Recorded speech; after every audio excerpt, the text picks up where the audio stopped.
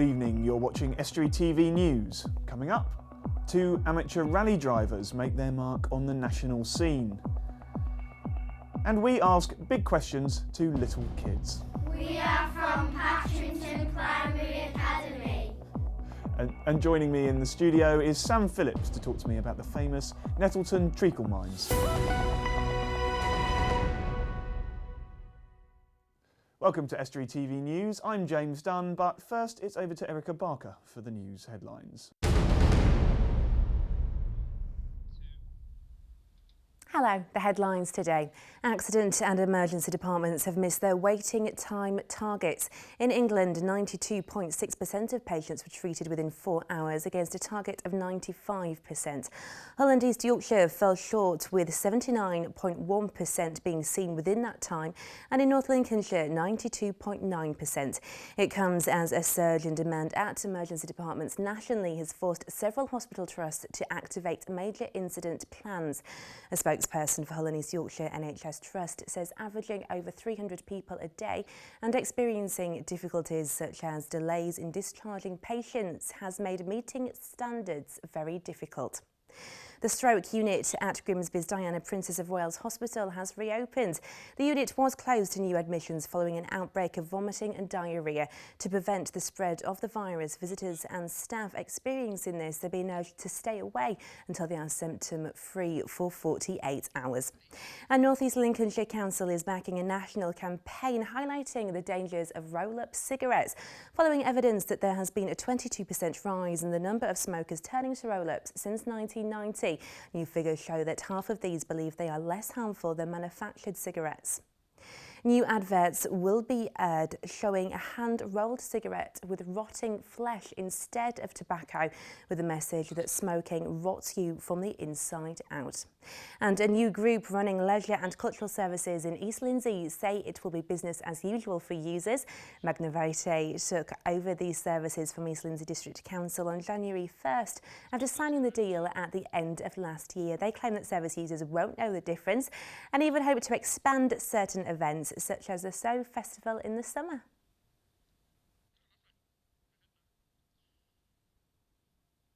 Very much about improving standards of service, what we offer, the range of programmes, looking at reviewing whether we can open earlier, for example. That's a question that's been asked of us, whether we could have fitness facilities opening a little bit earlier in the morning. So those sorts of things we're very keen to start looking at in terms of how we take the business forward. And stargazers hoping to get a glimpse of the Lovejoy comet tomorrow have been told they could be left disappointed not to return for another 8,000 years. Barney Watts, president of the Cleethorpes District Astronomical Society, says you won't be able to see it with the naked eye, and hardly anyone has seen it at all. The only way you will see it now is with a telescope. And that's all from me.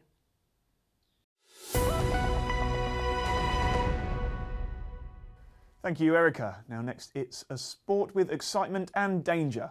And there was no shortage of both for 2 local men who entered a historic rally event. They're both amateurs and have very limited resources, yet managed to get on the podium, finishing 3rd in the Roger Albert Clark Rally. Revived in recent years, it recreates stages from the original race in Yorkshire in the 70s and 80s. Richard Morris has the full story. 2 close friends from Lincolnshire have had success in the Roger Albert Clark Rally, which takes place at the end of November each year. The rally is based in Sunderland. Nigel Barber and Stuart Popplewell came 3rd overall in the whole event, despite being up against some of the quickest historic rally crews in the country. In the open section, they came first by just under 6 minutes. Well, we did an event back up in Sunderland called the Roger Albert Clark Rally. It was a 3-day event. We did 170 stage miles, 27 special stages over 3 days, 60 of them in the dark, and we made a bit of history. We was the first front-wheel drive car to win an event, and also coming in a very respectable 3rd overall against some of the quickest historic boys, 2-wheel drive boys in the country. Yeah, the first 11 years the event's been running, it's actually been won by Ford Escorts in the open and historic section. So this year it's the first non-Ford to ever win out of either events, and also we've been front-wheel drive. It's the first front-wheel drive car as well. Many drivers can spend hundreds of thousands on the cars. So, is it an expensive sport? It can be, but again, it's how much money you want to invest in it. We do it on a budget. We're not going to talk loads of money. I mean, the cars we were competing against were probably Escort Mark II's 50, 60,000 pounds.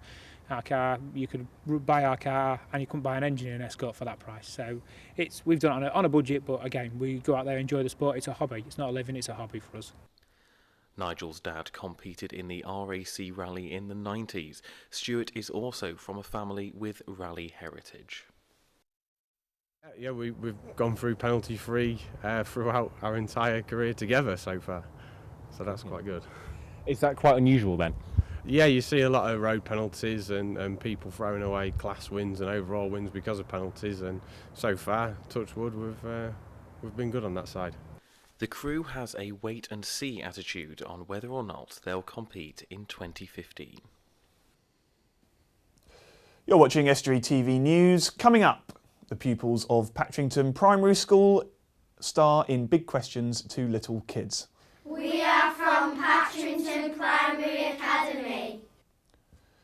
And we join Dan Kemp for a roundup of the sport.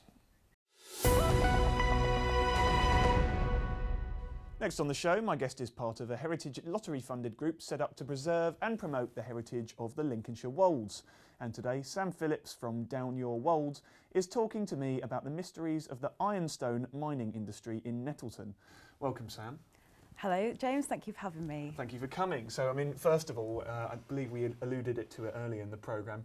It's known affectionately locally as the Treacle Mines. Are you aware about that? There are a couple of people that refer to it as the Treacle Mines. Yeah, it's a little bit of an urban myth, really. So we're hoping we've got an event on Saturday that we'll find out more kind of little stories and quirky things about the mines too. So, I mean, if you look at that Lincolnshire Wold countryside and then some of the scenic views you get, it's quite hard to imagine that was ever a mining area. It really is. It's some of the most stunning views I've seen in the Nettleton and Claxby area. But every now and then you just see little glimpses such as closed mine shafts and you think, oh, there was something else happening here. And the mines only closed in the late 60s, so it would have been a completely different landscape then and something that's really hard to imagine today. So, I mean, how would you describe the landscape now? Well, it's beautiful. I mean, it's used for farming, it's used for walking, there's some really stunning scenery. But every now and then you can see the odd bit of trace of the mine. There is actually a collapsed mine that's got a locomotive and some mining equipment trapped underneath it. So when you're walking in the landscape, you just wouldn't imagine that those kind of things were hidden away. So you think that, you know, that landscape actually holds quite a lot of hidden treasure? Yep, loads of hidden treasure. There's so much more to the story than we already know, and we're really hoping that people will come forward and tell us what they know about the mining heritage of the area. So how long are we talking? You know, when was this a mining area?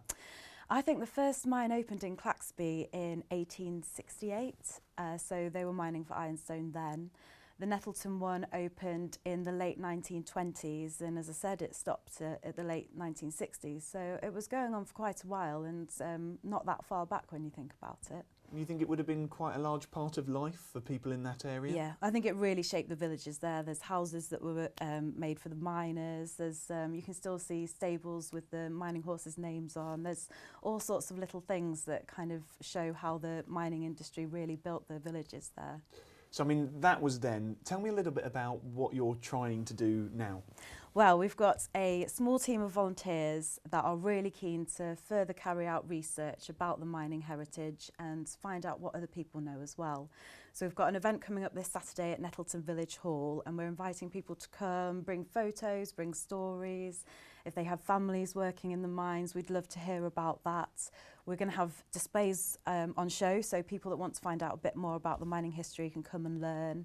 There'll be free refreshments, and there's a village heritage walk at 12, so there'll be lots going on, and we really hope that will help start piece together the jigsaw of the mining heritage. And when we talk about piecing together that jigsaw, what kind of things are you hoping from people? Well, we're really interested in the social history side of things. So how did the mines help develop the communities there? There was a big social aspect. Obviously, all the miners got together after work, and there were all sorts of things that we'd love to discover.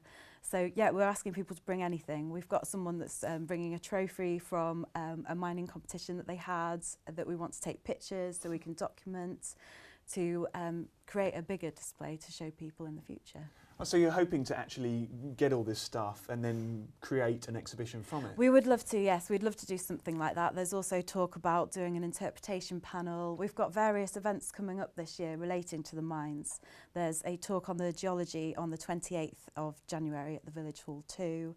There'll be various walks coming up in the future, so people need to keep their eyes peeled to our Down Your World website. And have people shown much interest already? Has anyone been in contact? Yeah, we've had a few people in contact actually. Someone emailed the office today who used to be an apprentice at the mine, so we're looking forward to hearing from him. He's hopefully going to come on this Saturday. I wonder how old he is. Yeah, I wonder. Well, I dread to think how old he was when he started, so it'll be interesting to talk to him. We're going to have some dictaphones ready, so if people have got stories that they're happy for us to record, then we'd love to do that. Oh, so you can do that as well, create an audio. Yep. Yes, we're hoping that our interpretation panel will have some codes that you can scan that will take you to an audio clip of miners talking about their experience. So, and will there be anyone there who's got a bit of knowledge about the history of the mining who can help people, maybe tell people what they have got in their possession? Yeah, we've got several professionals coming on Saturday actually. We've got Stuart Squires from the Society of Lincolnshire History and Archaeology. He's devoted a lot of years to researching the mines, so we're going to have it kind of as an antique roadshow style event. People can bring in their pictures, letters, objects, show them to Stuart, and he'll be able to tell them how they fit in with the research he's already done, and we'll also record them to help further his research. And we've also got a gentleman called Paul Hildreth who's a geology expert, so he'll be there on the day to talk a bit more about ironstone and why it was mined and what it was used for.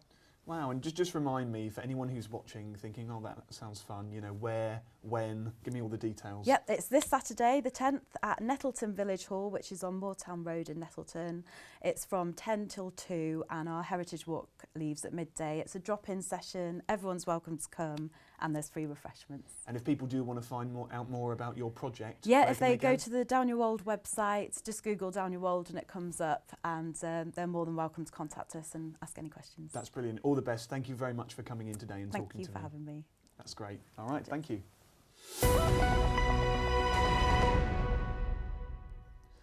For local councils, planning is a long and arduous process often, and when developing a strategy for the borough, they plan years in advance. It's done by the local authority, but some parish and village councils, although consulted, often feel left out of the process, despite having a closer connection to the people affected by large developments. That's why Waltham has become the first parish council to test a new method of planning, aiming to make the process easier for the general public to understand, as Dave Nunn went to find out. Planning is something that has always been a cumbersome process for councils. Now one parish council is trialling a whole new approach. Several months ago we had quite a lot of parishioners attend a parish council meeting showing concerns over the amount of development that's being proposed for the village of Waltham. Parish council felt that it was important to take the parishioners' accounts into consideration. And so embarked on having a community project which gives members of the community the chance to have their say on how they would like the village to look in the next 10 to 15 years' time. This is the basis of the Planning for Real approach. Rather than a traditional meeting, residents have the opportunity to place cards on a board which represents the village. The cards have things such as new school or crossing patrol needed here on them, and residents can place these cards where they think they're needed. We felt that by doing a local community plan, which will allow everybody to come and have their say without the consultations of similar to a public meeting, where people who aren't quite as confident, possibly wouldn't put their point across. We spoke to the local authority, who said that obviously if we consult with the parishioners, then their views will be taken into consideration on the new draft local plan that's being developed by North East Lincolnshire Council. This more radical approach is seen to be more accessible to the general public. We're going to consult with people of all ages, from the school children, the local primary school are going to be consulted, up to businesses, land developers, as well as local residents, so everybody will get to have their say. If this trial of Planning for Real is a success, it could be something more readily adopted in the future by councils. Very interesting, and obviously we'll keep an eye out and see how they get on. And now it's over to big questions to little kids. This week it's the pupils from Patchington Primary School answering the question, what date is appropriate to take down the Christmas decorations?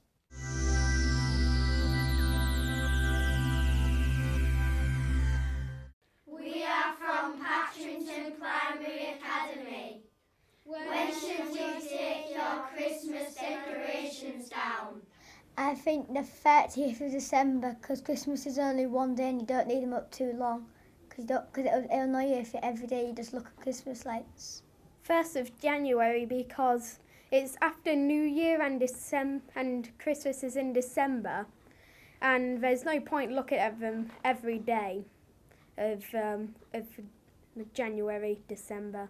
I think you should take your Christmas decorations down on the 3rd of January because you can still have them up for New Year's Eve parties. So and I like to see them as well. So I think it should be on the 3rd of January. I think you take them down on the 7th of January because you put it up 12 days before Christmas. So I think you take it down 12 days after Christmas.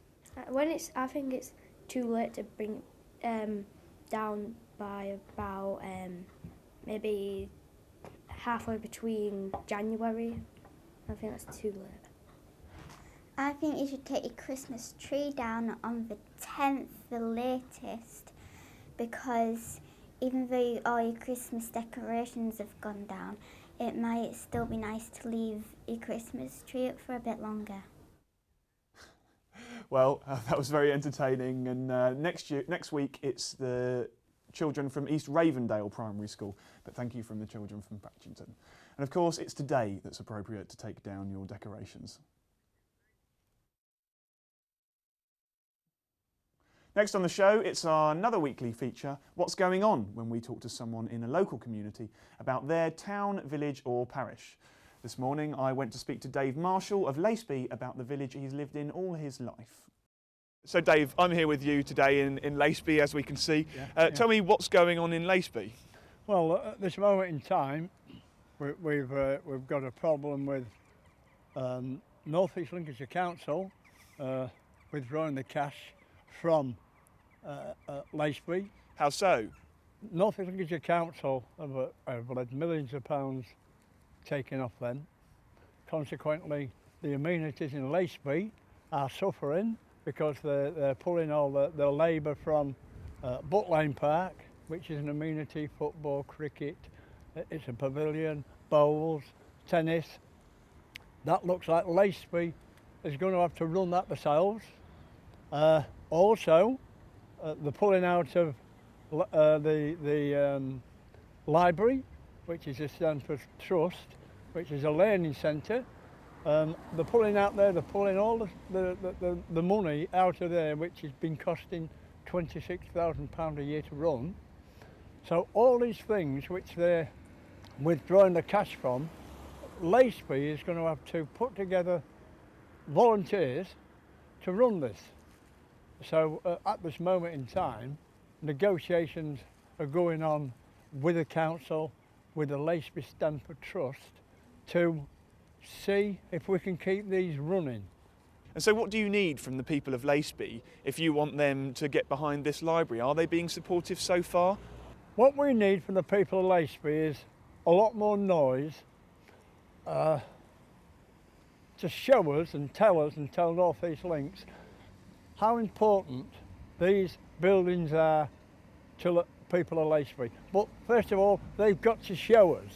They've got to show everybody that they want this. When meetings are called and just over 1% of the people of Laceby turn up to say, we want it, well done the people who turn up, but 1% is not many. When you've got over 2,600 people who can vote and only 62 turn up at a main meeting, then there becomes a problem. Yeah. So we have to look at it to say, well, you know, what can we do? You know, the end scenario with these buildings would be they would be pulled down because North East Links have, without their fault, withdrawn the money. And Dave, finally, what's your message to the people in North East Lincolnshire Council at the moment from the people of Laceby? These amenities, Laceby at this moment in time is going to get over 320 more houses built. The permission for 70 has already gone out. Permission for 250 more is already going to come in. So that's another big problem which is arising in Laceby, because obviously people who bought property say that's enough. Yeah. We don't want no more. It's not the fact that they don't want anybody building. The fact is that they're saying that's enough for this moment in time. Dave, thank you very much for talking to me today. Yeah, thank you. It's been quite nice. Thank you. Thank you very much to Dave Marshall there. Right, now it's over to Dan Kemp for the sport.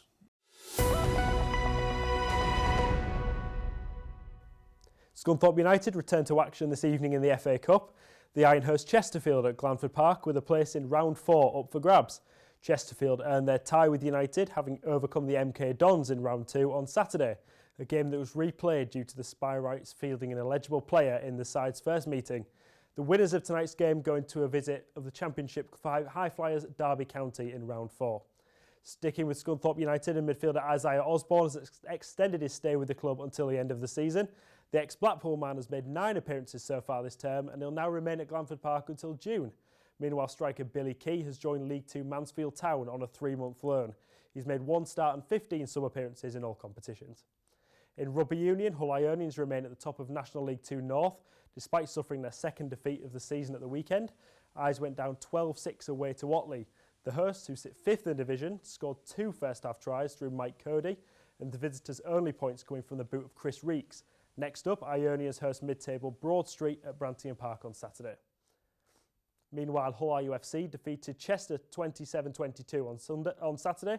Hull remain 15th in the 16-team division, 1 point behind Luctonians. They're at Harrogate this coming weekend. And Hull Stingrays captain Matty Davis has said that keeping up their decent home form is the key to achieving their playoff ambitions. The Rays are undefeated at home in the Elite League since losing their first 6 matches at the Hull Arena. Davis has said it'll be an exciting second half to the season. And that's all for the sport. Well, I'm afraid that's all from us, but we'll be back tomorrow. If you've got any story for us, don't forget you can contact us in the usual ways. That's news@estuary.tv, on email, through social media, or 01472 315553. That's all from me. Goodbye.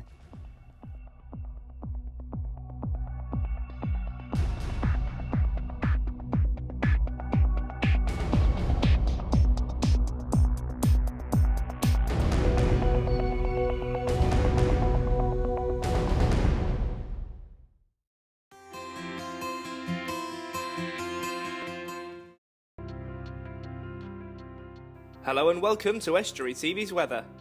A cold start on Wednesday with cloud thickening to bring outbreaks of rain for the afternoon, becoming very windy too with gusty winds over the hills. Thursday will be breezy with sunny spells and the odd shower, and maximum temperatures of both days is 9 degrees.